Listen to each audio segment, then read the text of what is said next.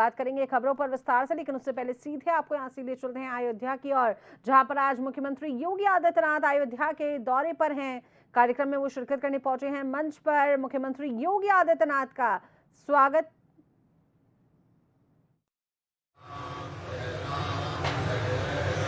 श्री राम जय जय राम, श्री राम जय राम। स्वार्थी ही होते हैं, ये बात ध्यान देने की है। बस एक वाक्य कह करके मैं अपनी वाणी को विराम दूंगा। दास को बोलने की आवश्यकता नहीं थी। उसका कारण यह है कि शाम को 4 घंटे हम बोलते ही हैं, तो अभी भी हमने कहा कि भाई हम तो रोज बोल ही रहे हैं, हमको अलग से बोलने की क्या आवश्यकता है। लेकिन पूज्य संतों का आदेश सिर माथे पर। भगवान ने अपने अवतरण का हेतु बताया है। यदा यदा ही धर्मस्य ग्लानिर्भवति भारत अभ्युत्थानमधर्मस्य तदात्मानं सृजाम्यहम्। इस श्लोक के अर्थ करने की आवश्यकता नहीं है और इसके व्याख्यान की भी आवश्यकता नहीं है।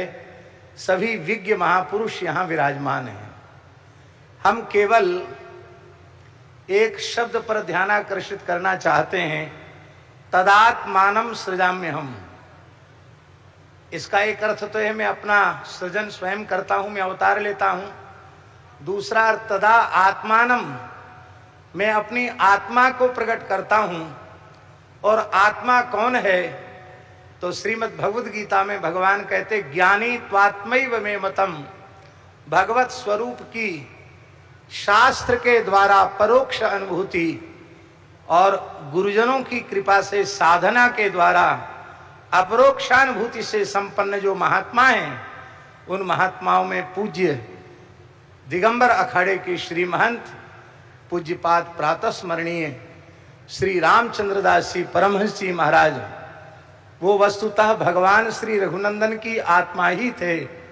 और भगवान श्री रघुनंदन ने अपनी आत्मा का ही महात्मा श्री रामचंद्र दास जी परमहंस जी के रूप में अवतरण किया।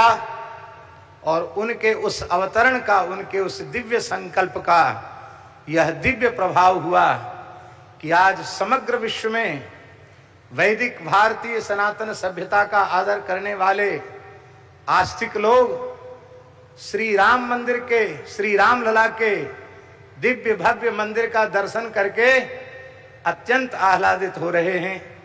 उनका रोम रोम पुलकित हो रहा है, उनका हृदय आनंद से परिपूरित हो रहा है।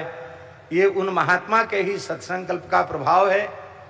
पूज्य परमहंस जी महाराज किसी भी सभा में रहते और दास पर उनकी दृष्टि पड़ती तो वे हमारे पूज्य गुरुदेव पहाड़ी बाबा का स्मरण करके कहते, हमारे बड़े गुरु भाई का शिष्य, हमारा भतीजा चेला आ गया है।